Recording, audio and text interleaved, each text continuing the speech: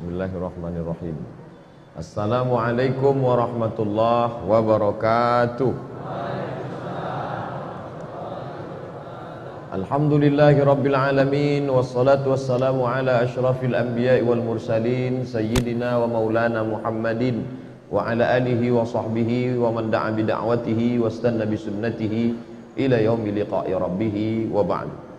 Subhanaka la ilma lana illa ma 'allamtana innaka antal alimul hakim. Rabbi shrah li sadri wa yassir li amri wa hlul 'uqdatam min lisani yafqahu qawli. Bapak Ketua beserta seluruh pengurus Masjid Raya Senaklan, bapak-bapak, ibu-ibu, alim ulama, cerdik pandai, tokoh masyarakat, hadirin hadirat yang besar tak dihimbau gelar, yang kecil tak dapat disebut nama. Insyaallah kita semua dimuliakan Allah Subhanahu wa taala. Amin ya rabbal alamin. Malam ini pertemuan yang kedua. Pertemuan dulu kita sudah bahas muqaddimah tentang apa itu hadis arba'un.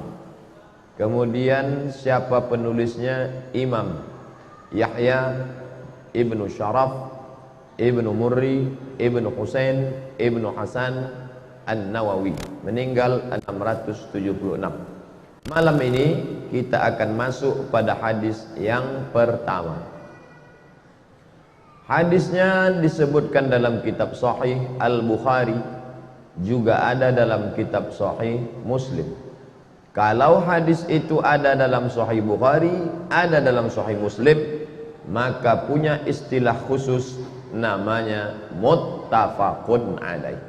Muttafaqun disepakati, alaih atasnya. Maksudnya Imam Bukhari dengan Imam Muslim sepakat memuat hadis ini dalam kitab mereka. Ini secara istilah para ahli hadis. Nanti kalau jumpa istilah dalam kurung HR muttafaqun alaih, apa artinya nih Pak Ustadz? Oh, muttafaqun alaih disepakati atasnya. Apa maksud disepakati atasnya? Sepakat Imam Al-Bukhari dan Imam Muslim memuat hadis ini dalam kitab mereka. Siapa periwayatnya? Sahabat Nabi sallallahu alaihi wasallam bernama Umar ibnul Khattab. Orang Arab itu punya kunyah, punya laqab. Laqab dia, gelar dia Al-Faruq. Kenapa disebut Al-Faruq? Diambil dari 3 huruf, Faraqa.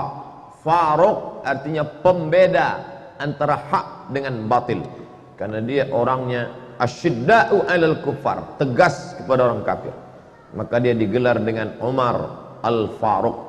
Makanya ada nama orang. Siapa nama dia? Umar Al-Faruq. Bahkan dulu ada artis namanya Umar Faruq. Siapa itu? Umar Al-Faruq. Umar yang menjadi pembeda antara hak dan batil. Dia dipanggil Abu Hafs. Biasanya Abu itu nama anaknya. Misalnya nama anaknya Abdurrahman, maka dipanggil Abu Abdurrahman. Tapi ada juga karena sesuatu.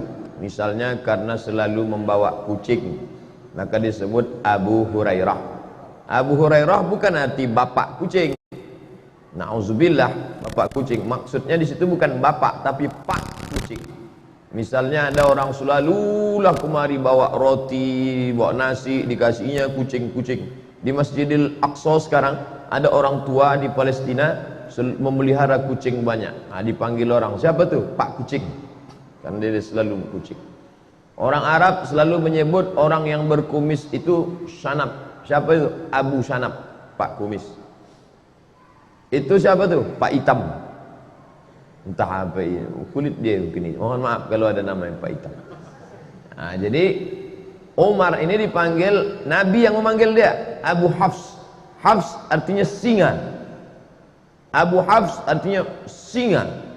Kenapa? Karena garangnya.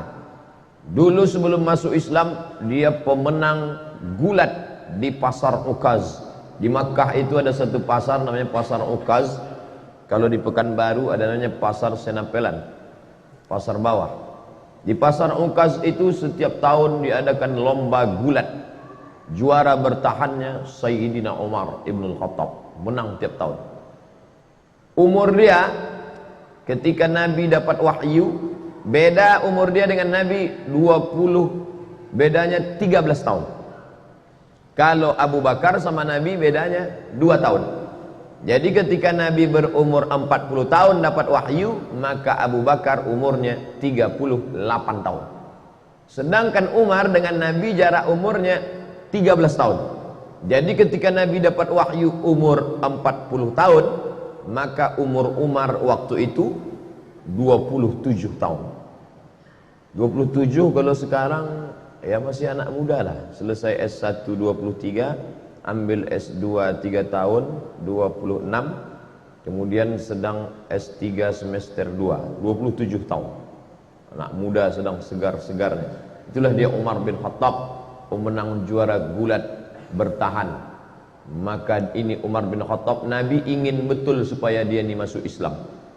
Sampai Nabi berdoa, Allahumma a'izzal Islam bi Umaraini. Tolonglah Islam ini dengan dua Umar ya Allah. Ada 2 Umar di Makkah yang waktu itu hebat betul. Ya Allah, tolonglah Islam ini, kalau masuk Islam 2 Umar ini, insya Allah kuat Islam ini. 1 Umar bin Khattab, 1 Umar bin Hisham. Kalau saya sebut Umar bin Hisham banyak orang tak tahu. Tahu Umar bin Hisham? Tidak. Kalau saya sebut nama kerennya tahu. Umar bin Hisham, Abu Jahal. Sedangkan ini Abu Hafs, Abu Jahal, si goblok, bodoh. Abu Jahal itu apa artinya Ustaz? Bongak. Sedangkan ini Abu Hafs, singa perkasa. Nabi minta pada Allah, ya Allah, kalau bisa 2 orang Umar ini masuk Islam, mantap Islam ini. Dan Umar bin Khattab masuk Islam. Abu Jahal mati dalam keadaan kafir. Tapi masuk Islamnya tak cepat, lama. Tahun 1 tak masuk Islam. Tahun beda dengan Abu Bakar. Abu Bakar tahun 1 langsung masuk Islam. Tahun 2, tahun ke-6 baru dia masuk Islam. Dia memusuhi Islam. Siapa yang masuk Islam, ada budak dia, hamba sahaya dia masuk Islam, habis disiksanya. Lalu kemudian pernah satu hari dia mau membunuh Nabi Muhammad. Keluar dari rumah, dicabutnya pedang. Jumpa sama kawannya. Kau mau kemana Umar? Aku mau memancung kepala Muhammad. Ente tahu, ente Bani Adi. Mereka pakai Bani. Anak-anak keturunan Adi disebut Bani Adi. Muhammad sallallahu alaihi wasallam itu Bani Hashim. Muhammad bin Abdul Muttalib bin Hashim bin Abdi Manaf. Maka dia Bani Hashim. Kau mau membunuh siapa? Aku mau membunuh Muhammad. Kau tahu tak Muhammad itu siapa? Muhammad anak Abdullah, anak Abdul Muttalib, anak Hashim, anak Abdi Manaf, anak Qusay. Qusay itulah yang membangun kota Makkah ini. Kalau sampai anak cucu kemanakan mereka ini mati, ente habis nanti. Akhirnya tak jadi dia bunuh Nabi Muhammad sallallahu alaihi wasallam. Suatu hari dia bertamulah ke rumah adiknya. Nama adiknya Fatimah bintil Khattab. Nama dia Umar bin Khattab. Fatimah bintil Khattab ini punya suami namanya Said. Dia dah dapat kabar si Said sama adiknya ini masuk Islam sudah. Tapi berita itu masih isu lagi. Masih infotainment. Masih was-was. Maka datanglah dia bertamu. Kebetulan si Said sama Fatimah sedang baca Quran. Tapi suara mereka pelan-pelan. Nama penjaganya namanya Khabbab. Khabbab, ya. Adikku tadi baca apa? Tak ada, kata Khabbab. Tapi aku dengar sesuatu. Masuk dia ke dalam, ditinjunya adiknya itu. Pertama adik iparnya dia tinju. Tentu menang, kalau dia pemenang gulat tiap tahun. Habis dia tinju adik iparnya, lalu kemudian adik dia perempuan yang lemah tu dia tinju. Tapi kemudian dia tengok tak ada rasa takutnya. Maka dia heran nih, ini adikku perempuan lemah. Tapi ketika kita kan bisa menengok orang, kalau kita gertak dia takut, pucat dia lari. Ini enggak. Berdarah, keluar darah dari wajah Fatimah bintul Khattab, tapi dia tak takut. Maka Umar mengaku, setelah dia masuk Islam baru dia ngaku. Apa kata dia? Kata dia, sya'urtu bid-du'fi lamma ra'aitu dama kharaja min wajhiha. Aku tiba-tiba merasa diriku lemah ketika aku tengok darah keluar dari wajahnya. Jadi saudara-saudara kita yang nampaknya lesu, lemah, tapi dikuatkan oleh Allah, dikuatkan malaikat, maka orang-orang yang merasa diri hebat itu merasa lemah dalam dirinya. Ini terjadi pada Sayyidina Umar bin Khattab. Dia menang, juara gulat, bertahan tiap tahun, badannya kekar, kokoh. Adiknya ini perempuan, lemah. Ketika dia tinju sampai berdarah, tapi tak ada rasa takutnya.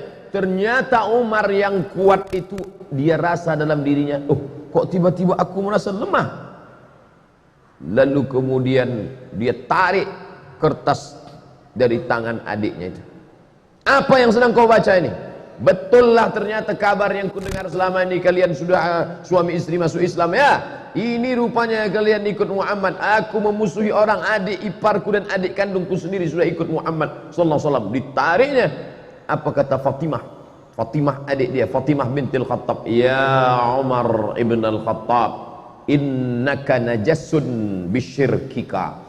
Dengan mulut berdarah dia katakan, hai Umar bin Khattab, engkau najis karena kau syirik. Bukan dia takut, ada kekuatan dalam dirinya. Umar yang sedang down, sedang rasa lemah, menengok adiknya tegar, malah kata-katanya, innaka najasun, kau najis karena kau syirik, maka kau tak layak, la yamassuhu illa tahirun. Tidak ada yang layak memegang lembaran ini. Waktu itu belum ada Quran 30 juz. Jangan bayangkan Umar memegang besar begini. Enggak, lembaran-lembaran, suhuf namanya, lembaran, selembar-lembar. Ada ditulis di tulang onta, ada ditulis di pelepah korma, ada ditulis di batu-batu. Tapi ada kertas yang masuk, karena Mesir sudah ada kertas. Mereka sudah punya hubungan dagang. Orang-orang Yahudi sudah ada mulai ketemu kertas, tak banyak. Salah satu kertas itu dipegang oleh Fatimah, ditarik oleh Umar bin Khattab. Ketika itu bangkit keberanian Fatimah karena membela Quran, tak boleh dipegang oleh orang bernajis. La yamassuhu illa tahirun, tak boleh memegang ini kecuali orang yang suci. Tiba-tiba Umar yang perkasa itu meletakkan lembaran itu, dia mandi. Dia rasa diri dia lemah, adiknya yang berdarah ini kuat. Ini menunjukkan bahwa fisik kita ini sebenarnya hanya casing, sampul saja, tapi di dalam itu ada kekuatan ruh yang luar biasa. Perempuan lemah, mulut berdarah, tapi kalau kuat ikatannya dengan Allah, dia kuat. Umar bin Khattab pemenang gulat, perkasa, tapi kalau dia lemah hubungan dengan Allah, dia lesu, dia kalah. Lalu kemudian dia pun mandi. Setelah mandi, dia balik, penasaran dia kertas ini, lalu dia tengok, Toha ma anzalna alaikal qur'ana litashqa. Kebetulan yang dibaca adiknya itu surat Toha. Toha ya Muhammad sallallahu alaihi wasallam, ma anzalna alaikal qur'ana litashqa. Tidaklah kami turunkan Al-Quran ini kepada engkau supaya engkau menjadi susah. Dia tengok susunannya pelan-pelan. Orang Arab sastrawan, bahasa Arab mereka halus, sastra. Dia bisa membedakan ini bukan bahasa orang biasa. Akhirnya hatinya lunak dan lembut.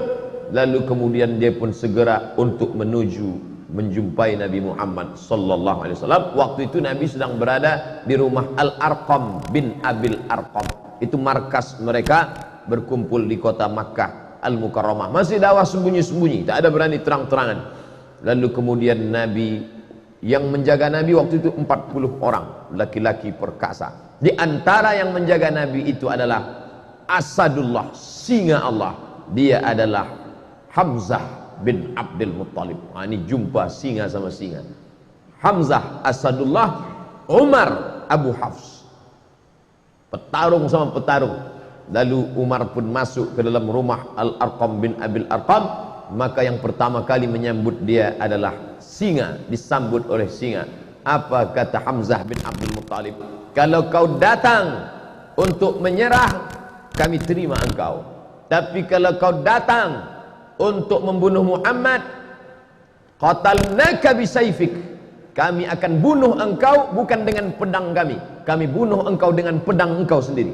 Penghinaan yang luar biasa. Kalau ada orang dibunuh dengan pedang orang lain, itu biasa. Tapi dibunuh dengan pedang kita sendiri, maka itu penghinaan luar biasa. Umar, kau datang ke rumah ini sebagai orang menyerah, ahlan wa sahlan. Tapi kalau kau datang untuk membunuh Muhammad, maka kami yang akan memancung kepala engkau dengan pedang yang kau bawa itu sendiri.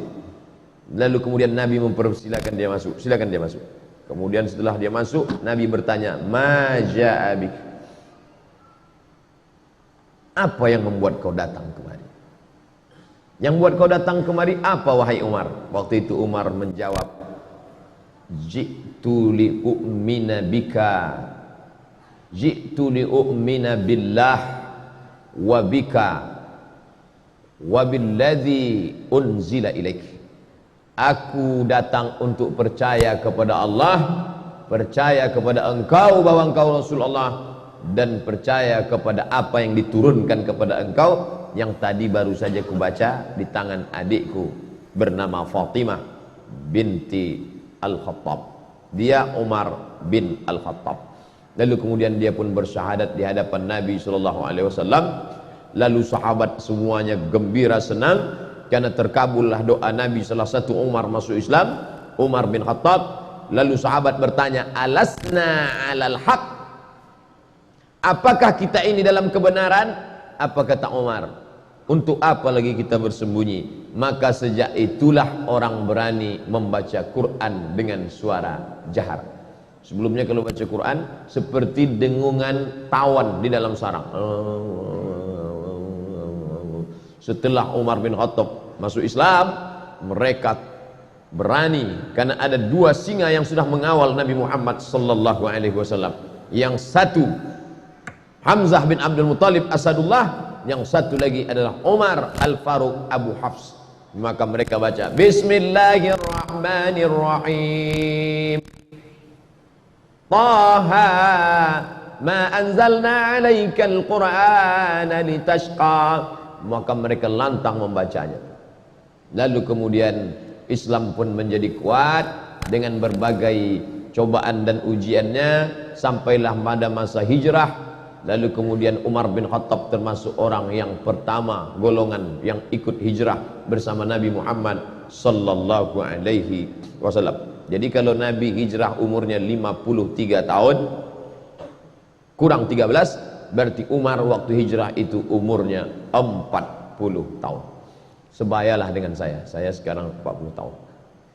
Umar bin Khattab waktu itu macam saya, tapi badannya tak macam saya.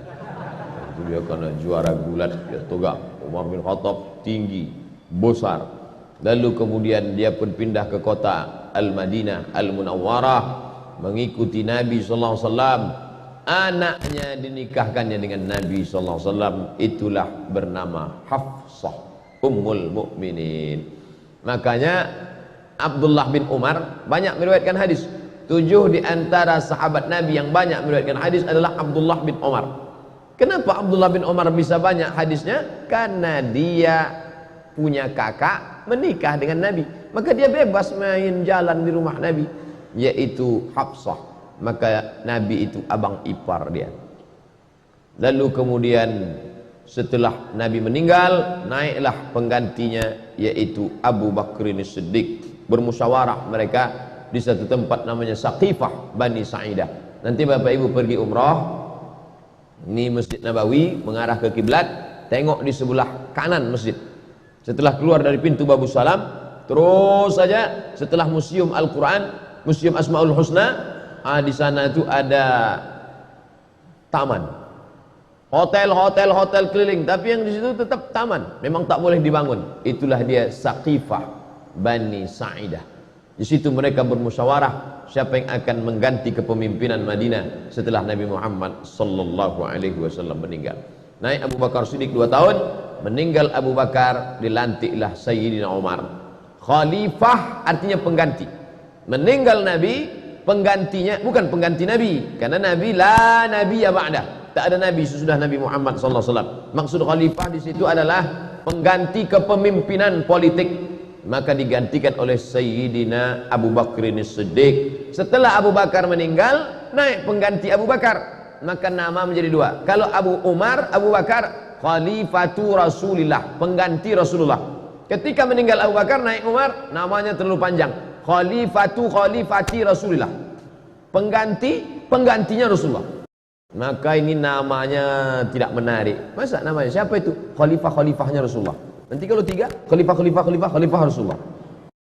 Maka muncullah nama baru, dia dipanggil dengan Amirul Mukminin. Dialah pemimpin pertama yang dipanggil dengan Amirul Mukminin, Umar ibn Khattab. Kalau khalifah, Abu Bakrin As-Siddiq. Amirul Mukminin, Umar bin Khattab. Di masa pemerintahan Umar bin Khattab muncul ijtihad baru. Pertama, dibentuknya syurtah, polisi. Pada masa Abu Bakar tak ada. Pada masa Umar, situlah ada kepolisian kota Madinah Al-Munawwarah. Pada masa Umar bin Khattab, tentara dikasih gaji bulanan, rawatib namanya. Sebelumnya tak ada. Sebelumnya kalau perang, habis perang baru dapat harta rampasan perang, ghanimah namanya. Tapi pada masa pemerintahan Umar, digaji pokok, perang tak perang pokoknya dapat. Itu pada masa Umar bin Khattab. Pada masa Umar bin Khattab dibangunlah rumah wakaf. Sebelum itu tak ada. Sebelum itu Baitul Mal saja, tapi ini khusus dibuatkan rumah wakaf. Pada masa Umar bin Khattab pula dibangun diwan. Diwan itu kantor. Sebelumnya tak ada kantor. Zaman Nabi tak ada kantor, zaman Abu Bakar tak ada kantor. Setelah itu pada masa Umar bin Khattab ada kantor administrasi negara, tertib administrasi, ada berkas-berkas, ada pegawainya, ada karyawannya, ada gaji tetapnya. Dan pada masa pemerintahan Umar bin Khattab, Islam tersebar. Makkah di tengah, di bawahnya Yaman, di atasnya negeri Syam, Suriah, Lebanon, Palestina, Yordania, di kirinya Laut Merah. Menyeberang Laut Merah, Mesir dibuka pada masa pemerintahan Umar bin Khattab. Umar mengutus seorang sahabat bernama Amr bin As. Amr bin As lah yang membebaskan Mesir. Jangan katakan eksploitasi, jangan katakan ekstradisi, jangan katakan ekspansi. Ini banyak ini anak-anak mahasiswa menulis ekspansi Umar bin Khattab ke Mesir. Ekspansi sama dengan penjajahan, perluasan kekuasaan. Tapi Islam selalu memakai istilah fathu, pembebasan. Mesir dibebaskan. Dibebaskan dari apa? Dibebaskan dari menyembah berhala, dibebaskan dari menyembah matahari, dibebaskan dari menyembah sungai Nil kepada menyembah Allah Subhanahu wa taala. Mesir agama nenek moyang mereka menyembah dewa matahari, Ra namanya. Nanti kalau pergi ke museum Mesir, nampak ada bulat matahari, di kiri kanan bawah atas keluar tangan dewa matahari sedang mengulurkan nikmat-nikmatnya. Karena kalau matahari tak ada, maka tidak akan tumbuh gandum. Kalau gandum tak tumbuh, tak akan mati, tak akan makan, mereka akan mati. Maka mereka menyembah matahari. Di dunia ini sampai hari ini masih ada orang menyembah matahari. Jepang, lalu kemudian Mesir itu menyembah matahari. Dan orang Arab jahiliyah pun menyembah matahari. Makanya tak boleh kita solat sunat isyraq sebelum matahari lewat setinggi galah, karena itu adalah waktu yang dipakai untuk orang kafir jahiliyah menyembah matahari. Maka disebut ada istilah qarnai syaitan, dua tanduk setan. Ketika matahari terbit, ini bumi, ini matahari, naik matahari terbit. Ketika matahari terbit, datang dua tanduk setan.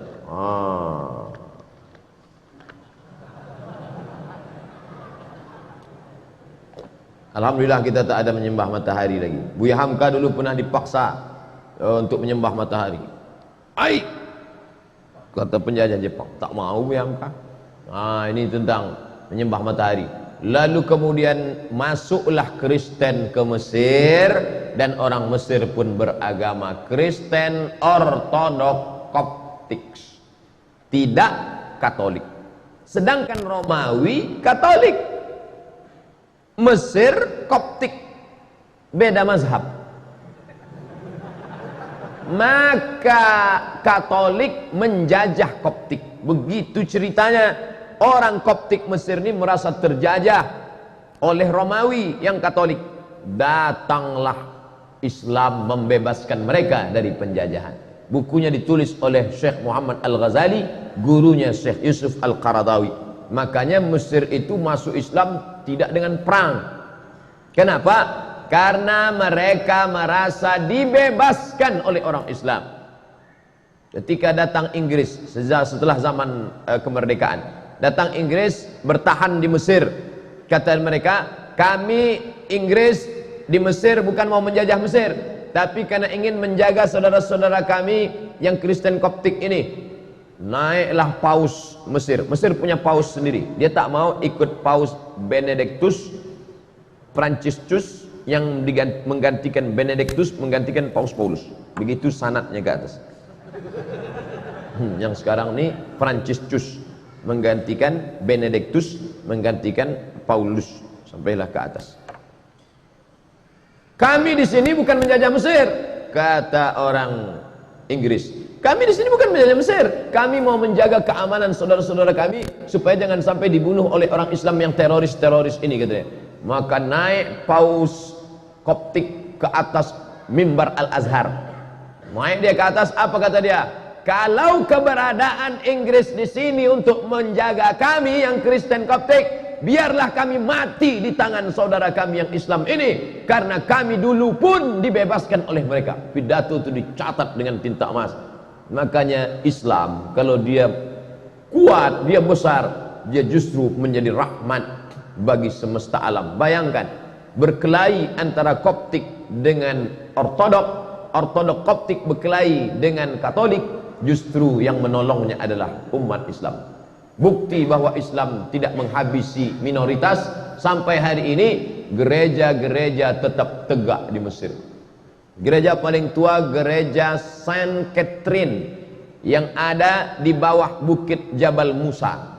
Nabi Musa menerima wahyu naik ke atas, di bawah itu ada satu gereja, gereja Saint Catherine. Saint perempuan suci, Catherine dia ditekan oleh penjajahan, lari dia buatnya situ gereja, masih ada sampai sekarang. Saya waktu naik ke atas bukit Tursina, kami tengok, loh kok ada gereja di bawah? Ini gereja Saint Catherine. Seandainya Umar bin Khattab waktu itu mau, bisa diratakannya semua. Itu yang kafir-kafir itu matikan mereka semua. Nah, mana? Islam pernah berkuasa di India, beratus tahun Islam berkuasa di India. Orang Hindu masih tetap ada. Kalaulah Islam itu ekstrim, tak ada lagi Sanjay Dutt, Shahrukh Khan, Amitabh Bachchan, udah habis itu semua udah. Islam berkuasa di Indonesia, bumi Melayu, kerajaan Siak Serindapura, Candi Muara Takus. Bukti. Jadi bagi orang-orang yang masih juga mengatakan kami takut kalau Islam dibangkit, nanti Islam akan membunuh kami. Islam, ente kemana aja selama ini? Tak ente tengok bagaimana Mesir tetap tegak berdiri. Maka mereka berbondong-bondong masuk Islam, karena Islam datang membawa rahmatan lil alamin.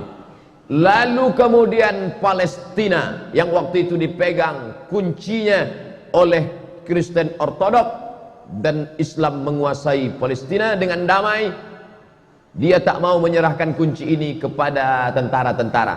Apa kata pimpinan agama Kristen Palestina? Kunci ini hanya mau aku serahkan kepada Umar bin Khattab. Dia penasaran, mana Umar tuh, aku mau menengok Umar. Kalau mau kunci ini, datang kemari. Umat Islam kalau mau merampas kunci itu bisa aja, tariknya udah. Tapi Umar bin Khattab bijaksana, biar aku yang datang, kata Umar. Datanglah Umar. Dibayangkan si pendeta ini akan datang pasukan berkuda dengan baju besi, dengan tombak. Tunggunya lah, berkedip-kedip mata dia menengok, manalah Umar bin Khattab. Dari kejauhan ditengoknya onta satu ekor, ada dua orang. Yang mana Umar bin Khattab, kata dia. Dua orang ini ganti-gantian, kadang budaknya di atas, kadang Umar di bawah, kadang Umar di bawah, kadang budak di atas. Pas ketika mau dekat pintu Baitul Maqdis, giliran Umar di bawah, budaknya di atas. Tengoknya pakaian Umar biasa aja, disangkanya Umar pakai baju kebesaran, pakai jubah sutra, pakai cincin emas, pakai naik kereta kencana, feodal. Umar tuh low profile. Tengoknya Umar. Yang mana Umar bin Khattab? Ini dia. ini Umar bin Khattab yang menguasai dari Yaman sampai ke Palestina sampai ke Mesir itu. Ya inilah dia. Kata mereka terkejut. Lalu kemudian Umar dipersilakan sholat di gereja tempat lahirnya Isa alaihissalam. Silakan Umar sholat. Umar tak mau. Sholat dia di depan gereja. Ini gereja, sholat dia di depan gereja. Selesai dia sholat, orang bertanya, kenapa kau tak mau sholat di dalam gereja itu Umar? Nanti kalian tengok. Sekarang barulah orang terkagum sama Umar. Kenapa? Bekas sujud Umar sholat itu, itulah didirikan masjid sekarang, namanya Masjid Umar bin Khattab, berhadap-hadapan dengan katedral kelahiran Isa alaihissalam. Bayangkan kalau Umar bin Khattab sholat di gereja itu, apa yang terjadi? Rata gereja itu jadi masjid. Tengok Umar bin Khattab bijaksana. Begitulah dia. Tapi ada satu api dalam sekam, sakit hati dia. Siapa dia? Ketika Umar bin Khattab membebaskan Persia, Makkah di tengah, Yaman di bawah, Syam di atas, Mesir di kiri.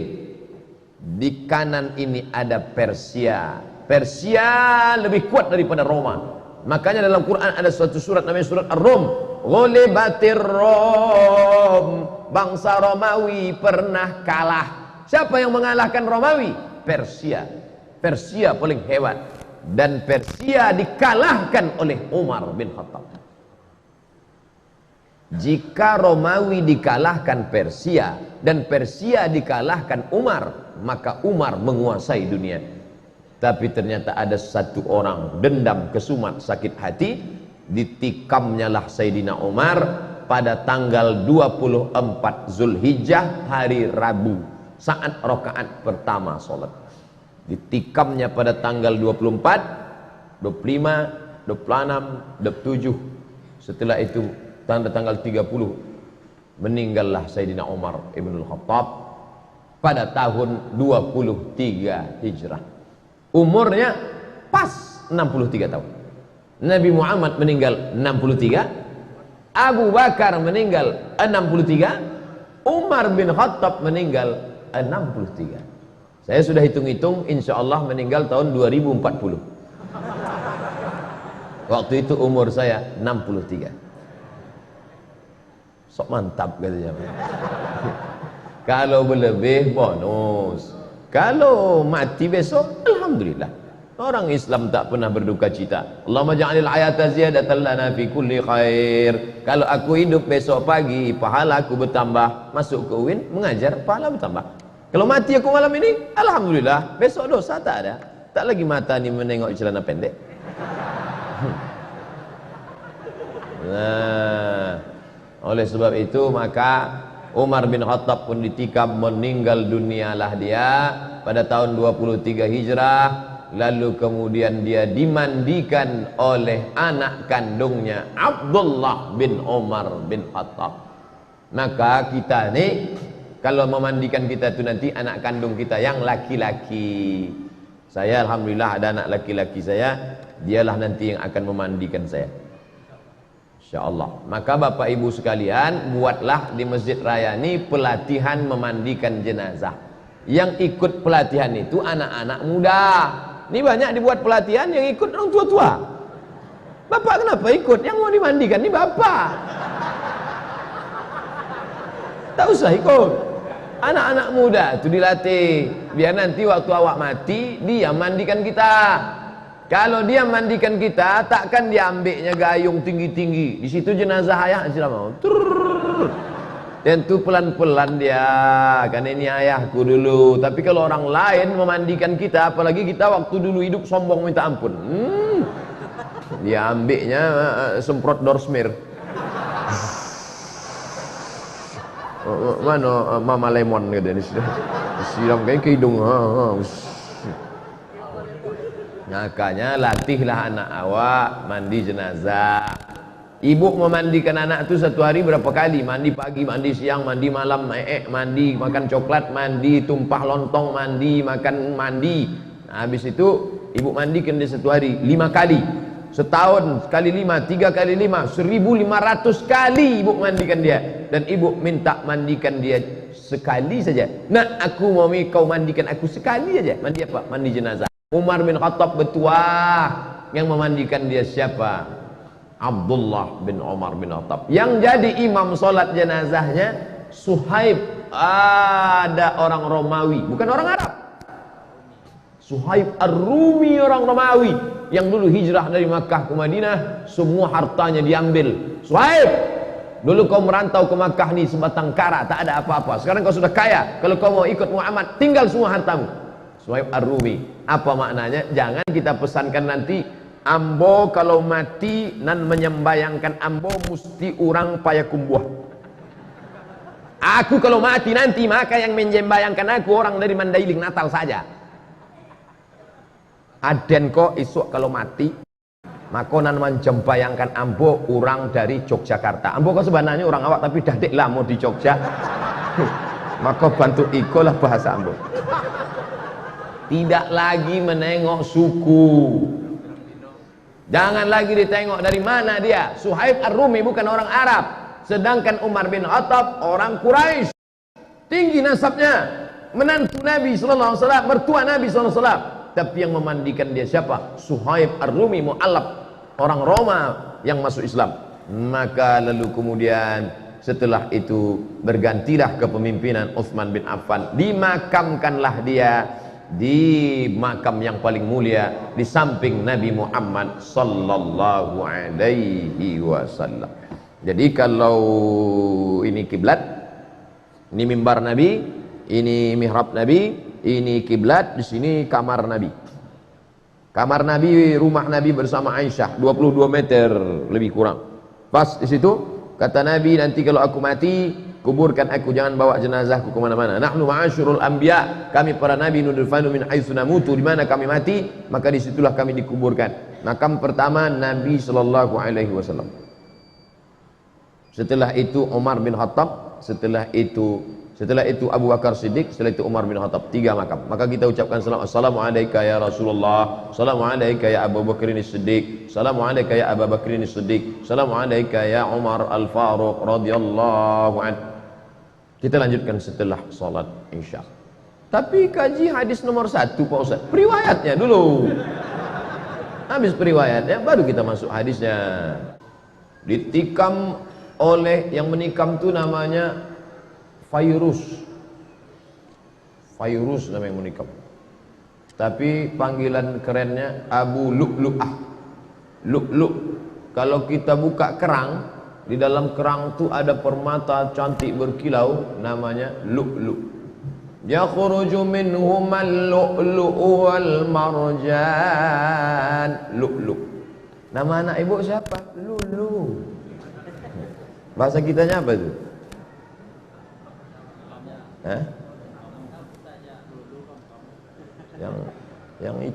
Yang di dalam kerang itu apa namanya? Mutiara. Lu'lu'. Yakhruju minhumal lu'lu'. Abu Lu'lu'ah.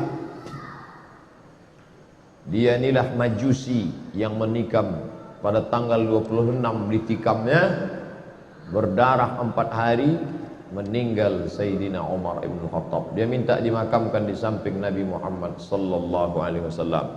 Waktu hidup berkawan, setelah meninggal bersahabat dekat kuburan, meninggal nanti di akhirat pun dalam surga bersama Nabi Muhammad sallallahu alaihi wasallam. Kita di dunia tak berkawan, kubur jauhnya minta ampun, mati pun tak jelas. Sudahlah hidup tak berkawan sama Nabi, kubur kita entah di mana makam Nabi, maka paling tidak stasiun yang ketiga ni dapatlah hendaknya nanti kita ni semua bersama Nabi Muhammad sallallahu alaihi wasallam. Amin ya rabbal alamin. Tak boleh salat di masjid yang ada kubur. Itu Masjid Nabawi. Itu kan kubur Nabi. Umar tu Nabi rupanya? Kan tidak. Yang tak boleh itu bacalah kitab. Nah, paling ujung-ujungnya 37 masalah populer. Enggak. Sah buku itu. Al-Bayan lima yushghilul adhan, ditulis oleh Mufti Mesir Syekh Ali Jum'ah. Bedakan antara 3. Salat di masjid yang ada kubur, merubah kubur jadi masjid, atau sholat ke kubur. Itu beda, jangan dicampur aduk. Saya bagi tiga: sholat di masjid yang ada kubur, sholat menghadap kubur, atau merubah kubur jadi masjid. Yang haram itu yang mana? La'anallahu yahud an-nasara, Allah melaknat Yahudi dan Nasrani, ittakhadhu qubur anbiya'ihim masajid, merubah kubur jadi masjid. Itu yang tak boleh. Makam Santo Thomas dirubah mereka menjadi tempat ibadah. Itu maksud hadis Nabi itu. Ini di bawah masjid ini ada kubur. Mana ada? Meninggal Abdul Somad, dikuburlah. Ini makam Abdul Somad. Setelah itu tak lama datang traktor meratakan. Habis itu di masjid dibangun masjid di atas. Silakan sholat di masjid. Masjid apa namanya? Masjid As-Somadiyah. Haram sholat masjid.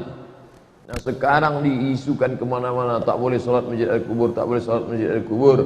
Maka masjid-masjid semua di bumi ini ada kubur. Dari mulai Aceh sana, Masjid Baitur Rahman, kubur. Turun ke bawah, Masjid Al-Masun, Medan, Masjid Raya, di samping Istana Maimun, kubur Sultan. Turun ke bawah, Masjid Sahabuddin, Istana Siak, kubur. Yang tak boleh itu kubur itu diperatakan, dibangun masjid di atasnya. Ini ditulis Syekh Ali Jum'ah, guru besar Al-Azhar, mufti Mesir. Ini tentang masalah ini. Lalu kemudian sampai 4 hari kena tikam meninggal. Padahal Umar bin Khattab itu tak ada orang lebih sakti daripada Umar bin Khattab. Tembus juga. Jadi kalau ada orang mengatakan, kononlah putih, Umar bin Khattab. Apa kata Nabi? Lau kana nabiyan ba'di lakana Umar. Seandainya ada nabi sesudah aku, pasti Umar ini jadi nabi. Bagaimana iman Umar? Masalaka Umar fajjan qattu illa salaka syaitanu fajjan ghaira fajjika. Seandainya Umar lewat di suatu jalan, maka setan akan mutar di jalan yang lain. Kalau Umar bin Khattab lewat di jalan Ahmad Yani, maka setan mutar ke jalan Sudirman. Takut dia seperjalan. Kita bersanding-sanding sama setan. Kan jauh dari setan. Tidur sama setan, makan sama setan, WC sama setan. Umar bin Khattab luar biasa, tapi dia meninggal. Apa yang diinginkan Allah? Allah ingin dia mati syahid. Yang menikamnya itu Fairuz Abu Lu'lu'ah. Inilah majusi yang jahat. Ada pula orang membangun makamnya. Makam Fairuz Abu Lu'lu'ah dibangun megah, pakai lampu-lampu, pakai taman-taman. Siapa yang membangunnya? Syiah. Kata mereka ini pahlawan karena sudah berhasil membunuh orang paling jahat di dunia, yaitu Umar bin Khattab, karena merampas kekuasaan Sayyidina Ali bin Abi Thalib. La haula wa la quwata illa billahil aliyil azim. Tidak ada konflik antara Umar dengan Ali. Tahu tidak? Umar punya istri namanya Ummu Kulthum. Ummu Kulthum. Ummu Kulthum itu anak siapa? Anak Sayyidina Ali. Ali menikahkan anaknya kepada Umar. Jadi kalau ada orang mengatakan Umar dengan Ali itu bermusuh bebuyutan, Pak Ustaz, la ilaha illallah. Bacalah balik. Tidak ada permusuhan antara Ahlul Bait dengan Umar ibn Khattab. Cintanya Ali kepada Umar, dinikahkannya anak gadisnya namanya Ummu Kulthum dengan Umar ibn Khattab. Umar nama, kalau memang benci kita sama orang, takkan kita pakai namanya. Tapi Ali punya anak, dibuatnya 2 kali Umar. Umar Wahid, Umar Sani. Umar Cie, Umar Duo. Saking kan cintanya dia kepada Sayyidina Umar bin Khattab. Dan ketika Umar menjadi khalifah, maka Sayyidina Ali diangkatnya menjadi Watim Pres. Mana pula ada Watim Pres waktu itu? Agak-agaknya macam itulah. Dewan Pertimbangan Khalifah Watimfah Sayyidina Ali bin Abi Thalib. Jadi mereka berkawan bersahabat baik. Maka kata Sayyid Muhammad Alawi Al-Hasani Al-Maliki, ulama hadis dari Makkah, kalau kau tengok ada orang berilmu tapi mencaci maki sahabat Nabi, itu adalah khatul ahmar, garis merah. Jangan kau ambil ilmu dari dia.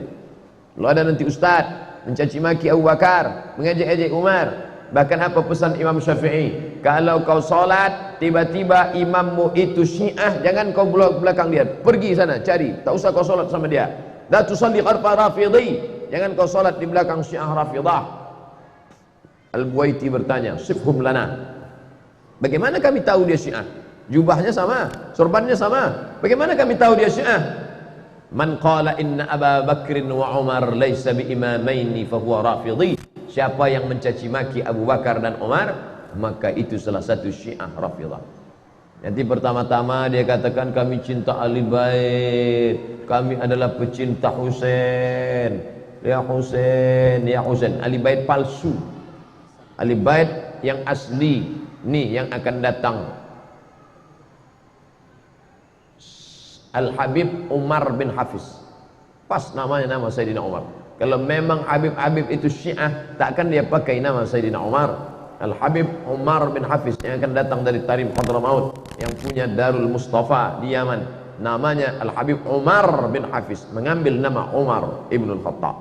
Oleh sebab itu maka jangan mudah terpukau dengan orang mengaku Ahlul Bait tapi mencaci maki sahabat Nabi sallallahu alaihi wasallam. La tasubbu ashabi, jangan kau caci maki sahabatku. Lau anfaqa ahadukum mithlu Uhudin zahaban, andai kalian bisa bersedekah emas sebesar bukit Uhud, belum tentu sampai setengah mudnya. Karena kita sekarang beramal tak ada tekanan, tapi mereka dulu as-sabiqunal awwaluna minal muhajirin wal ansar, mereka yang dulu masuk Islam dari kalangan muhajirin dan ansar, walladzina taba'uhum bi ihsan, dan orang setelah mereka yang ikut dengan ihsan kebaikan. Apa titel mereka? Radhiyallahu anhum wa radu an. Al-Khalifatul Awwal Sayyidina Abu Bakr As-Siddiq radhiyallahu an. Al-Khalifatul Tsani Sayyidina Umar ibn al-Khattab radhiyallahu an. Ini ada nama Umar sama Abu Bakar tak? Situ pun tak ada. Dulu untuk membedakan mihrab maka ditulis Abu Bakar, Umar, Utsman, Ali. Pernah tak tengok mimbar masjid ada Abu Bakar, Umar, Utsman, Ali? Itu untuk membedakan. Tapi bukan saya mengatakan ini masjid Syiah, dah. Nanti mana tahu ada tengok kenapa mesti ditulis ini? Karena ada orang-orang yang anti dengan Abu Bakar dan Umar. Dah selesai. Dari tadi kami tunggu tak keluar juga hadisnya. Mana nih Ustaz? Kita kan cerita hadis. Dari mana hadis itu datang? Dari sanad. Sanad itu siapa? Orang. Al-isnad minad din. Sanad itu bagian dari agama. Fanzuru amman ta'khudhu dinakum. Maka kau mesti jelaskan sanadnya dari mana? Dari Sayyidina Umar ibnul Khattab. Bunyi hadisnya, sami'tu, aku dengar. Dayandongau, aku dengar. Sami'tu, aku dengar. Maknanya dia langsung, tak ada perantara. Dia sama Nabi SAW. Sami'tu Rasulullah SAW yaqul, ku dengar Nabi bersabda. Apa kata Nabi? Innama. Berapa kali kita jumpa dalam Al-Quran? Innama amwalukum wa auladukum fitnah. Innama yakhshallaha min ibadihi ulama. Innama dalam hadis, innama bu'istu liutammima makarimal akhlak. Apa itu innama? Only, hanya. Innama amwalukum wa auladukum fitnah. Anak dan harta kamu hanya menjadi fitnah. Innama yakhshallaha min ibadihil ulama. Yang takut kepada Allah itu hanya ulama, yang orang berilmu tentang Allah. Innama bu'istu liutammima makarimal akhlak. Aku diutus hanya. Maka dalam hadis ini diawali dengan innama. Ini bisa juga dipakai anak muda ketika dia mau menikah sama calon. Innama. Innama apa bang? Pokoknya innama lah. Rupanya dia mau mengatakan hanya engkau seorang, hanya. Cuma bahasa Arabnya baru sampai innama. Innama, hanya. Innamal a'malu binniyat. Dalam satu riwayat, innamal a'malu binniyat. Binniyat, satu niat. Binniyat, niat. Muslimat, satu muslimat. Muslimat, banyak muslimat. Mukminat, satu mukminat. Mukminat, banyak mukminat. Tapi tidak semua yang panjang itu artinya banyak. Assalamualaikum, assalamualaikum. Itu salah, tak betul itu. Jamak muannas salim artinya banyak. Hadirun, laki-laki. Hadirat. Innamal a'malu, kalau satu amal, kalau banyak a'mal. Amal bin niyat. Dia baru dianggap sebagai amal kalau ada niat. Kalau tak ada niat, maka tidak dianggap sebagai amal. Niat itu apa Pak Ustaz? Pokoknya niatlah. Yang tanya-tanya, dari dulu udah niat namanya. Ada orang mengartikan niat itu menyengaja. Bapak Ibu dulu pernah tak belajar sholat diajarkan sahaja aku. Apa sahaja itu nek? Sengaja. Saya lama memahami niat artinya sengaja. Mana ada orang tak sengaja? Setelah lama-lama saya renung, saya pikir yang paling tepat. Saya bukan menyalahkan ulama dulu, na'udzubillah, buya-buya kita enggak. An-niyatu dalam kamus arti al-qasdu, tujuan itu arti. Niat itu artinya apa? Perbuatan yang ada tujuannya. Kalau perbuatan itu tak ada niatnya, tak ada tujuannya, maka dia tak bernilai di hadapan Allah. Contoh, jangan tersinggung, jangan marah. Adikku, engkau pakai kain warna hijau. Apa tujuan engkau pakai kain warna hijau? Maka dia akan menjawab, ku pakai kain hijau ini Pak Ustadz karena Nabi dalam hadis ala katifaihi, di atas pundaknya, ala mangkibaihi, di atas pundaknya burdatun khadra, karena di atas pundaknya ada kain berwarna hijau. Jadi tujuannya ku pakai kain ini karena aku ingin ikut sunnah Nabi, maka bernilailah amal itu. Kalau tak ada, kenapa kau pakai kain hijau? Kebetulan yang lain basah Pak Ustaz. Maka tak ada nilainya. Bapak kenapa berjubah malam ini? Gamis. Karena Nabi Pak Ustadz pakai jubah putih bersih, maka aku ingin ada tujuannya. Itulah dia niat. Maka niat secara bahasa artinya al-qasdu. Qasada, qasada, maqsud. Maqsud jamaknya maqasid, maqaswi. Maqaswi apa tujuan kamu? Di An-Nur ada satu kajian khusus namanya fikih maqasid. Nama ustadznya Dr. Helmi Basri. Apa tujuannya? Tiba-tiba dihidupkannya keran. Dihidupkannya keran, dibasuhnya mukanya, dibasuhnya tangannya, diusapnya kepalanya, telinganya, terus kakinya. Kau tadi basah-basah kepala, tangan, kaki itu apa tujuan? Tak ada, aku merasa kepanasan aja. Maka dia tak bernilai. Tapi ketika ada tujuannya, kenapa kau basahi tadi? Tujuanku mengikut Nabi Muhammad dan mencari ridha Allah subhanahu wa ta'ala. Jadi apa sebenarnya makna niat itu? Harus ada tujuan. Ustaz Somad tadi berangkat kemari, apa tujuan Ustaz? Saya mau mengajar.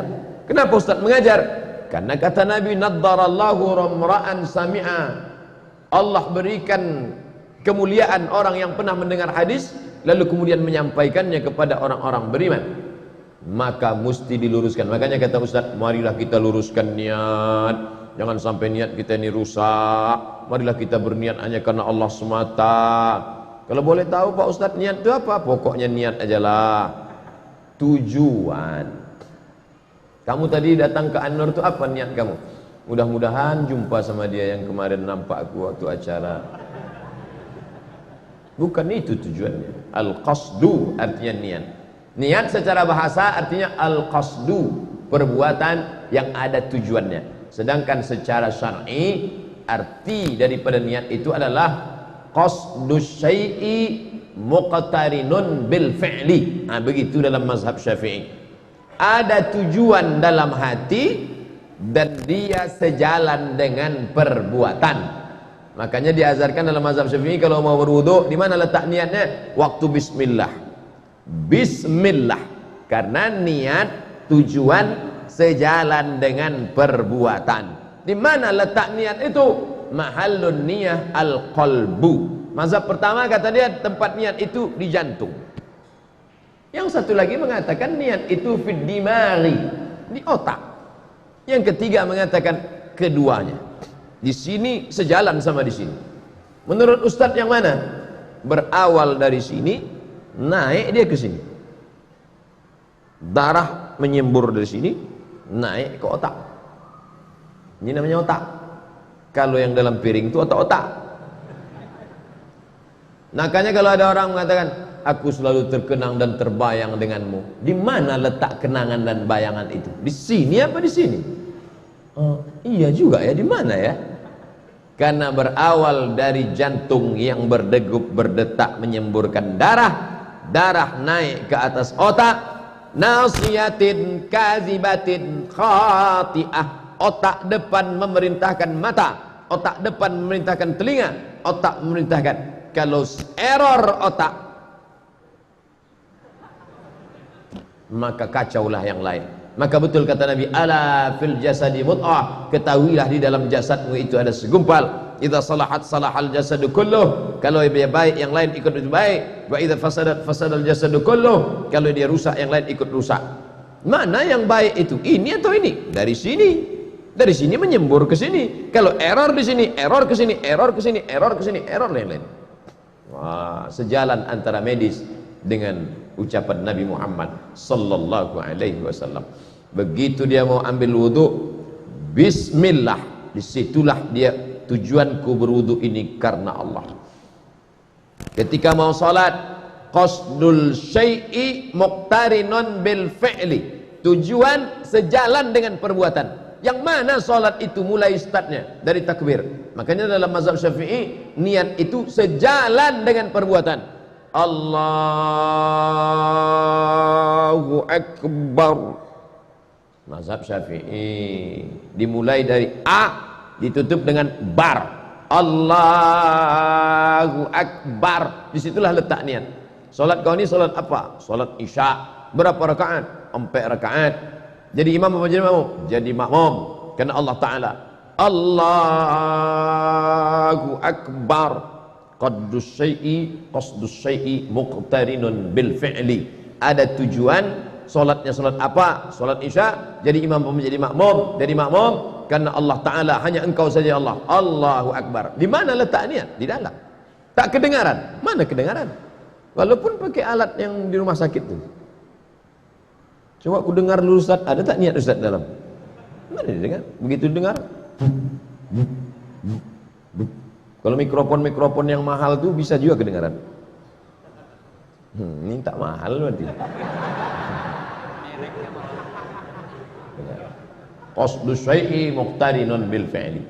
Nah, maka kata Imam Syafi'i, hadis ini sepertiga agama. Sepertiga agama Islam ada dalam hadis yang kita bahas malam ini. Kenapa?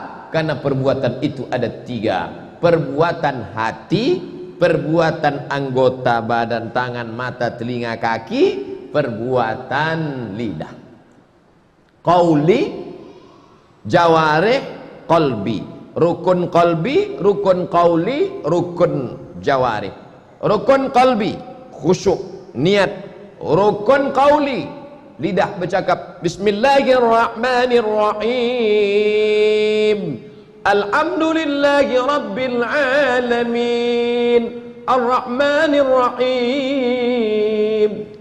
Mengapa Ustaz baca? Saya mau menunjukkan bisa juga saya jadi imam. Rukun qalbi, rukun qauli, rukun anggota tubuh. Sujud, ujung lutut, ujung tapak kaki, ujung lutut, ujung tangan, kening. Maka 3 perbuatan, hati, lidah, badan, sepertiganya itu ada di hati. Innal kalama la fil fuadi, sesungguhnya kalam itu letaknya fuad, dalam hati, dalam jantung. Wa innama ju'ilal lisan 'alal fuadi dalila, diciptakan lisan untuk mewakili apa yang ada di sini. Tapi tak selamanya lidah mampu mewakili apa yang ada di sini.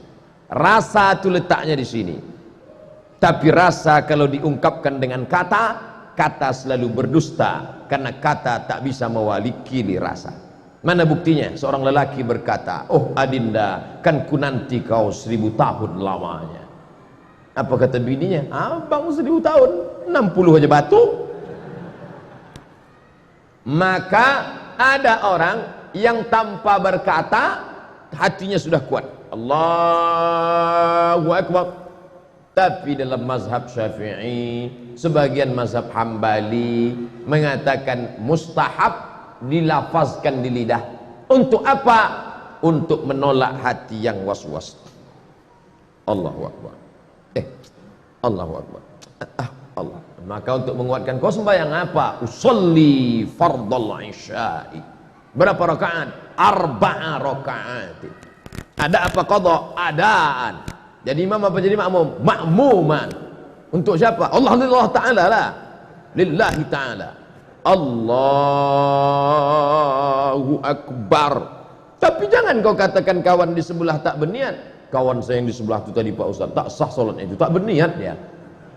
Memangnya kau dengar dia berniat? Tak, dia tak pakai usolli. Usolli itu bukan niat. Niat itu di sini. Usolli itu talaffuz berniat, melafazkan niat supaya menguatkan hati. Ada perempuan yang tak perlu disuruhnya suaminya melafazkan. Walaupun kau tak pernah mengatakan kau cinta padaku bang, tapi aku tahu kau mencintaiku karena setiap bulan semua kau kasih sama aku. Tapi ada perempuan yang tak percaya. Aku tak percaya kau mencintaiku, maka ku ingin kau mengungkapkan dan menuliskannya. Setiap dinding rumah kita kau tulis, aku cinta padamu, aku cinta padamu. Ada yang perlu diucapkan, ada yang tidak. Jadi kalau ada orang mengatakan tak ada itu melafazkan dengan lidah, ya, dia sudah kuat. Allahu Akbar. Tapi bagi sebagian lain, lidaf'il waswasah.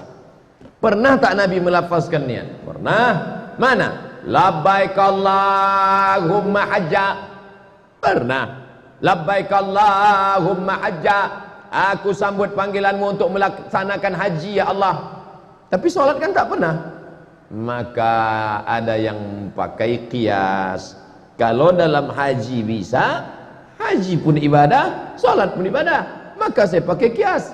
Yang ini tak mau pakai qiyas. Tak ada qiyas-qiyas dalam ibadah. Tak boleh qiyas. Qiyas dalam masalah hukum, ya. Masalah hukum kamput. Kenapa kamput bisa haram? Padahal kan tak ada kamput dalam Quran. Ya ayyuhallazina amanu kamput. Dari mana datang hukum kamput? Pakai qiyas. Qiyas hanya berlaku pada hukum. Adapun pada ibadah tak ada qiyas. Kata yang menolak qiyas dalam ibadah. Walaupun sebenarnya dia pakai qiyas juga. Mana contohnya? Waktu mau sujud tilawah. Alif lam mim tanzilul kitabi la raiba fihi min rabbil alamin sampai pada ayat wa hum la yastakbirun. Allahu akbar. Sajada wajhi alladhi khalaqahu wa sawwarahu wa shaqqa sawwarahu. Yang tak hafal Allahu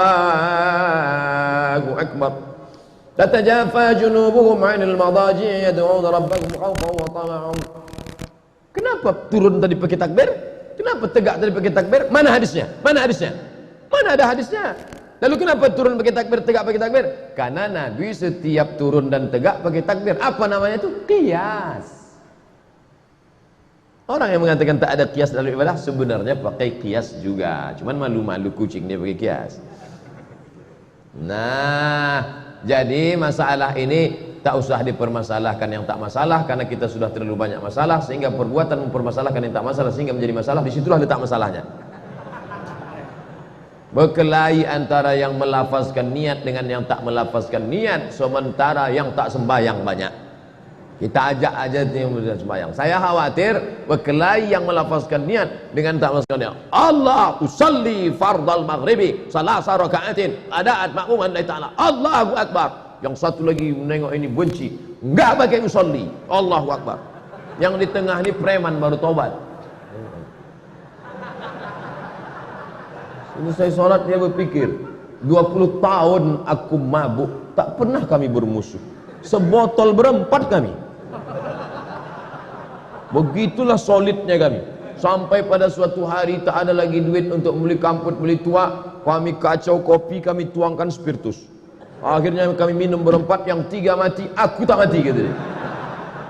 Begitulah kami solidnya. 3 kawanku itu setia, mati semuanya, aku tak mati. Tapi tiba-tiba masuk ke masjid ni, berkelahi aja kerja orang di masjid. Baguslah aku tak usah ke masjid gitu. Ini kisahnya tak ada. Tapi kalau anak-anak muda mau membuat film pendek, bagus juga. Masukkan ke yang muda-muda, yang anak-anak saintek, coba buat. Cari pemerannya, buatlah casting. Innamal a'malu binniyat, segala amal dengan niat. Wa innamal likulli imri'im ma nawa, orang akan mendapatkan sesuai dengan kadar niatnya. Tadi berangkat dari rumah, niat kau untuk apa? Untuk menuntut ilmu. Bismillahirrahmanirrahim, la haula wala quwata illa billah. Maka kau dapat pahala sesuai dengan kadar niat engkau. Nuntut ilmu, nuntut ilmu, nuntut ilmu, nuntut ilmu, nuntut ilmu, nuntut ilmu. Man kharaja fi sabilillah, man kharaja fi talabil ilmi, siapa yang keluar rumah menuntut ilmu, fa huwa fi sabilillah, maka dia sama seperti orang berjihad fi sabilillah hatta yarji'a, sampai dia pulang ke rumah. Tujuan kau tadi duduk di dekat tiang itu kenapa?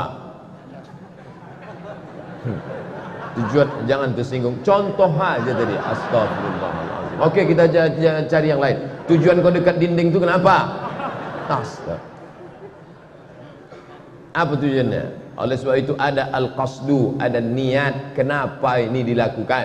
Maka yang paling niat murni adalah ini. Orang Arab menyebut ini al-ma'ul khalis, khalasa, murni, tak bercampur dengan apa. Kalau dia bercampur dengan teh namanya syai. Kalau bercampur dengan kopi namanya gahwa, kahwa. Kalau bercampur dengan soda namanya teps, teh bersoda.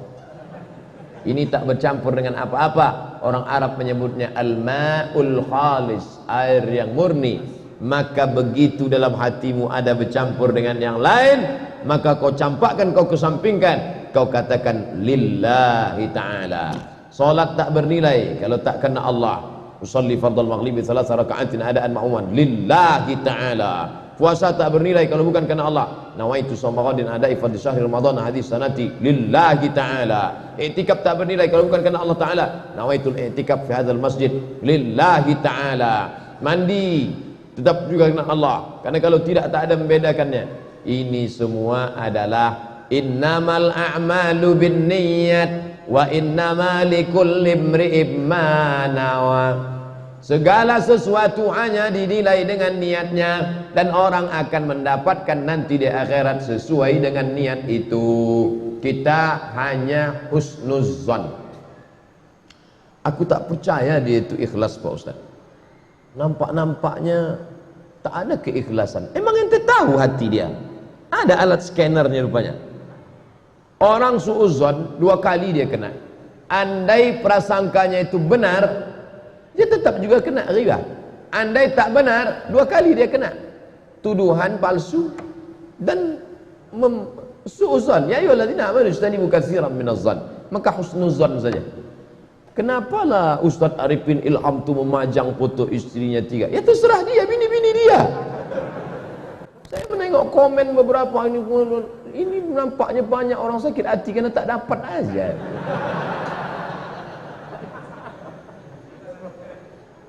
Memangnya kalau kita suuzon kita dapat apa? Bagus husnuzon aja. Husnuzon aja. Mudah-mudahan melimpah juga dia ke awak. Enggak lah, bukan itu tujuan. Innamal a'malu binniyat wa innamal likulli imri'in ma nawa. Lanjutkan hadisnya. Faman kanat hijratuhu ila Allahi wa rasulih. Siapa yang hijrah karena Allah dan Rasul, fa hijratuhu ila Allah wa rasulih, maka hijrahnya karena Allah dan Rasul. Muncul masalah. Ini tadi Ustaz cerita tentang salat, tentang zakat, tentang puasa, tentang mandi. Sekarang kok cerita tentang hijrah? Karena kronologis hadis ini keluar dari mulut Nabi saat akan pindah dari Makkah ke Madinah. Kronologis cerita yang mengiringi kisah itu namanya asbabul wurud. Sedangkan kalau dalam Quran sama Dr. Mustafa Umar namanya asbabun nuzul. Gimana asbabul wurudnya ini Pak Ustaz? Asbabul wurud apa? Bangunan masjid ini kenapa dibuka? Ini bukan asbabul wurud. Itu bukan cerita hadis. Saking kan masaknya kajian hadis dia, sampai segala sesuatu pun. Gimana ceritanya Pak Ustaz sampai kemarin Ustaz bisa ceramah ke Kucing? Apanya yang mau kamu tanya? Asbabul wurudnya. Itu bukan hadis. Saking dah masaknya ilmu hadis ini kepala saya Pak Ustaz. Baguslah pakai istilah-istilah itu, artinya dia sudah paham. Saya sambil jalan di An-Nur, nampak saya ada anak muda di depan, saya jalan di belakang. Dia tak kenal sama saya, karena saya waktu itu tak pakai peci, pakai kemeja, disangkanya mahasiswa semester 7. Anak muda laki-laki. Mereka cerita, ngobrol, "Ini gimana nih kabar ini?" "Iya, ini mutawatir enggak?" "Udah mutawatir ini." Oh, berarti dah masak ilmu hadisnya. Kalau riwayatnya satu orang, siapa yang menceritakan ini? Ketua Irma, itu hadis ahad, gharib. 2 orang, Ketua Irma sama Ketua Podamara, itu berarti aziz. 3 orang, Ketua Irma, Ketua Podamara, Ketua FSRMM, berarti masyhur. Ini bukan masyhur lagi, ini sudah mutawatir katanya. Oh, berarti dah mantap ilmu hadis. Bapak Ibu yang dimuliakan Allah SWT, istilah-istilah dalam ilmu hadis, karena hadis ini ceritanya tentang waktu mau hijrah. Memangnya kenapa? Ada seorang laki-laki pindah dari Makkah ke Madinah karena mau nikah sama perempuan bernama Ummu Qais. Maka disebut dia muhajir Ummu Qais. Ikut hijrah bukan karena Allah, ikut hijrah bukan karena cinta sama Rasulullah, tapi karena mau menikahi Ummu Qais. Keluarlah apa kata Nabi, "Faman kana hijratuhu ila dunya yusibuha." Siapa yang niatnya karena mau dapat dunia. Memangnya di Makkah tak ada dunia? Orang Makkah nih pedagang, orang Madinah nih petani. Kalau berdagang di kampung orang petani pasti banyak untung. Maka niatnya mau pindah. Nampaknya banyak orang ramai di sana. Bisa kita buka lapak di sana nanti. Faman kanat hijratuhu ila dunya yusibuha. Siapa yang hijrah karena mau dapat dunia, aw imra'atin yankihuha, atau karena mau menikahi perempuan, fa hijratuhu ila ma hajara ilaih, maka dia pun akan mendapatkan itu. Tulis nanti hadis ini. Kami tak bisa nulis, Pak Ustaz, cepat betul Ustaz nulisnya. Buat aja ketik situ, innamal a'malu binniyat, enter, pilih image, print, tulis di dinding. Besok pagi baca, yang anak-anak kos sambil masak, innamal a'malu binniyat wa innamal likulli imrin ma nawa, faman kana hijratuhu ila Allah wa rasulih fa hijratuhu ila Allah wa rasulih, faman kana hijratuhu ila dunya yusibuha aw imra'atin yankihuha fa hijratuhu ila ma hajara ilaih. Banyak kata. Dah 3 kali tak juga, tengok kembang Indomie. Setelah dihafal, balik kertas tu, pop, ambil pena, tulis, innamal a'malu binniyat wa innamal likulli imri'in ma nawa, faman kanat hijratuhu ila Allah wa rasulih fa hijratuhu ila Allah wa rasulih, faman kanat hijratuhu ila dunya yusibuha aw imra'atin yankihuha fa hijratuhu ila ma hajara ilaih. Begitu dulu kami belajar. Pertama dihafal, setelah dihafal ditulis, karena ujian nanti tak ada menengok kertas. Kenapa semangat ngapalnya Pak Ustaz? Karena cinta sama Nabi, karena takut beasiswa putus. Jadi kok gitu, Ustaz dulu niatnya tak betul belajar, sekarang dibetulkan. Kalau tidak lulus 14 mata kuliah 2 juz Quran, putus 2,5%, 25%. Kalau tidak lulus 2 kali, putus 50%. 3 kali tak lulus, DO, keluar dari Azhar, pindah fakultas lain. 3 kali gitu juga, pindah fakultas lain. Dikasih 3 kali pindah. 3 kali pindah tak juga lulus, balik kampung halaman, tulis nama LC, Lamo di Kairo. La yadkhulul jannah, tak masuk surga, man kana fi qalbihi mithqal habatin min khardalin min kibrin. Ada yang sombong. Mungkin dia lama karena sambil membuat tahu tempe. Kenapa? Karena dia tak pernah dikirim orang tua belanja, dia pula yang mengirim adik-adiknya. Banyak yang begitu. Tengoklah cerita ketika cinta bertasbih, ayat-ayat cinta di bawah mihrab cinta. Yang belum keluar ketika cinta bertalbiyah. Ini artinya apa? Tak boleh kita main sweeping, pukul rata saja semua, karena beda orang, lain keadaannya. Nah, tentang masalah niat ini, Pak Ustadz, bagaimana saya mau meluruskan bahwa niat saya belajar ini karena Allah? Karena di samping itu saya ngurus ijazah juga. Kalau memang betul karena Allah, kenapa ijazah diurus? Makanya ada sekolah yang tak mengurus ijazah, karena kalau ijazah diurus, rusak niat, kata dia. Akhirnya tamat, ya tamat gitu aja. Kita salahkan dia? Tidak. Tapi masalah ijazah dan ilmu sama dengan antara cinta dan wajah. Kalau ada suami berkata, aku mencintaimu Adinda, bagaimanapun wajahmu. Kenapa dalam hadis disuruh menengok wajah dan tapak tangan? Itu menunjukkan wajah tidak merusak niat. Kata Nabi, kalau kau mau menikah, kau tengok dulu wajahnya sama tapak tangan. Kenapa? Ahra, boleh jadi dengan menengok itu dua kemungkinan. Setelah ditengok makin semangat, atau sebaliknya.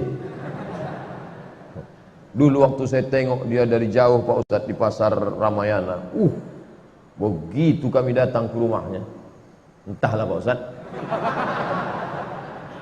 rusakkah niat karena Allah? Tidak. Perbaiki niat, perbaiki niat. Maka ada namanya tajdidun niat, refresh, memperbaharui niat. Ustaz Abdul Somad tuh mengkaji masalah hadis niat, macam dia aja yang sudah bersih niatnya. Abdul Somad baru berusaha membersihkan niat. Datang riya, datang sum'ah. Maka ada kitab sudah dikaji Dr. Mustafa Umar, Talbis Iblis. Talbis Iblis. Bismillahirrahmanirrahim. Apa kata setan berbisik? Suara kau mantap, mantap, mantap, mantap. Assalamualaikum warahmatullahi, mantap, mantap katanya. Maka kita lawan itu. Begitu datang pula jamaah, Ustaz Somad, video yang baru di-upload kemarin, viewernya sudah 100.000 loh. Bahkan ada yang 2 juta, apalagi like-nya. Mantap, mantap kata setan. Maka kita disuruh. Bahkan dulu pernah saya mau stop ini. Saya mau stop aja posting-posting ini. Tak usah kita main ini. Sampai akhirnya datang kawan-kawan yang sudah tunggang langgang lintang pukang di dunia maya ini. Apa kata mereka? Kita berperang di sini Ustaz. Datang pula pesan Habib Rizik dalam ceramahnya, Cyber Army, bantulah ini. Datang pula Ustaz Bakhtiar Nasir, anak-anak muda sekalian, HP-HP kalian itu adalah lebih hebat daripada AK-46. Apa maknanya? Supaya orang jangan sampai aku tinggalkan aja lah dunianya. Nah, setan akan tetap berbisik-bisik di dalam. Jangan nanti anak-anak muda yang baru-baru hijrah, saya nggak jadilah ikut pengajian Pak Ustaz. Kenapa? Setiap saya mengaji, ada perasaan saya kau sudah taubat, kau sembunyi surga. Akhirnya baguslah saya mabuk-mabuk aja sama kawan saya. Lebih bersih lagi hati saya. Ini tak betul. Begitu dia sudah hijrah, dia pun ke masjid. Hayya 'alas salah. Dia pun ke masjid. Datang tetangga sebelah. Rajin sekarang ya. Alhamdulillah. Datang pula ibu yang sebelah. Andai anakku macam ini ya Allah. Datang dalam hati. Kalau gitu aku tak usahlah besok ke masjid. Kenapa tak pernah ke masjid lagi?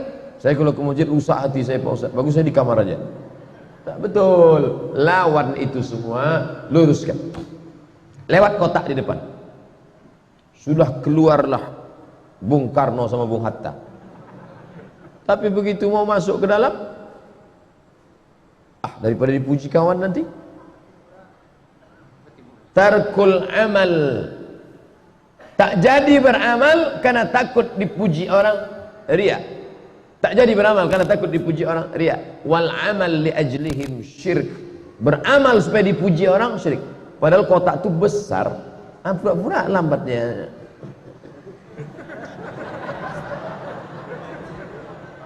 Dibuatkannya lingkarnya bulat-bulat biasa.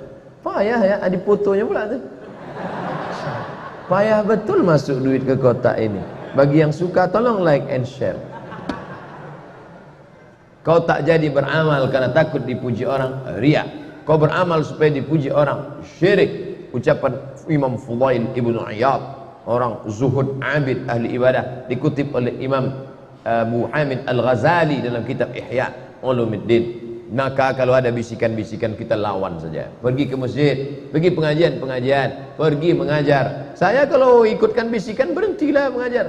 Terus Abdul Somad, kau terus ceramah, kau terus upload, kau terus luruskan niat. Nanti di akhirat kita akan menengok apa yang kita niatkan itu. Karena kalau dipeturutkan bisikan-bisikan ini, maka kita akan berhenti. Kita hanya disuruh minta, ya muqallibal qulub, wahai engkau yang membolak-balik hati, tsabbit qalbi ala dinik, kokohkan hatiku dalam agamamu, ala ta'atik, dalam ketaatan kepadamu.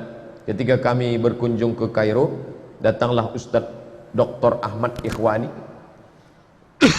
dengan calon Dr. Amri dari Aceh, yang satu dari Lampung. Diajaknya saya ke rumah Syekh Profesor Dr. Mustafa Abu Imarah. Syekh, kasih saya nasihat, saya mau pulang ke Indonesia. Apa kata dia? As-sidqu fil qawli wal ikhlasa fil amali. Anak-anakku, ku pesankan pada kau tiga kalau pulang. Kau cakap yang betul-betul aja, dan kau beramal dengan ikhlas karena Allah Ta'ala, dan jangan kau bicara kalau kau tidak betul-betul yakin tentang kebenarannya. Tiga itu pesan Syekh Mustafa Abu Imarah. Oleh sebab itu maka kita pun berusaha. Tapi dia selalu datang berbisik, Pak Ustaz. La'uyannahum, aku akan terus berbisik. Madaman arwahum fi ajsadihim, selama ruh bersemayam dalam jasad, selama darah mengalir, selama jantung berdetak, selama napas berembus, maka dia akan terus berbisik. Kapan dia baru berhenti berbisik? Mati. Makanya pernah tak nengok orang mati buat dosa? Tak ada, karena dia berhenti. Jadi kalau ada orang mengatakan, aku ni Pak Ustaz sudah bersih betul, tak ada lagi bisik-bisik, dah mati lah ente. Masih ada lagi berbisik. Kita hanya disuruh melawan. Kadang kita sedang sendirian atau sedang buka HP, datang dia berbisik, kau mantap, kau hebat, kau Allah ini. Astagfirullahaladzim. Makanya bapak kadang-kadang jalan sama ibu di pasar, di tepi jalan, tiba-tiba bapak astagfirullahaladzim. Kenapa bang? Itulah kata Ustaz Abdul Somad tadi malam, datang dia berbisik-bisik. Apa yang abang teringat? Mantan. Apa? Kita hanya disuruh menghilangkan itu. Jangan lupa saling mendoakan. Nanti malam yang sholat witir, sholat tahajud, Allahumma rzuqna sidqa fil qawli, berikan kami benar dalam ucapan, wal ikhlasa fil amali, berikan kami keikhlasan dalam amal, karena itu yang bisa menolong di hadapan Allah SWT. Tadi malam selesai tazkirah, tausiah dengan Ustaz Azhar Idrus di Masjid Subang Jaya Al-Falah. Lalu pulang, sempat bersilaturahim dengan Al-Habib Ali Zainal Abidin, penasehat Darul Murtada di Kuala Lumpur. Saya tengok udah jam 12 malam, gimana nih bertamu jam 12 malam? Su'ul adab, tak beradab. Rupanya saya su'uzon, dia sudah tegak menunggu di pintu. Oh gitu, kami pun masuk ke dalam, sudah akan duduk minum. Terakhir, Allah Ali ya Habib, doakan kami supaya bisa as-sidqa fil qaul, benar dalam ucapan, wal ikhlasa fil amal. Kita saling mendoakan. Itulah yang dapat saya sampaikan malam ini. Yang baik datang dari Allah, yang tak baik dari hamba Allah yang dhaif. Tausiah dari maghrib ke isya, disambung agak sedikit dari isya, kemudian yang sesi ketiga tanya jawab. Kalau ada, kalau tak ada kita tutup, kita pulang langsung. Terima kasih. Wassalamualaikum warahmatullahi wabarakatuh.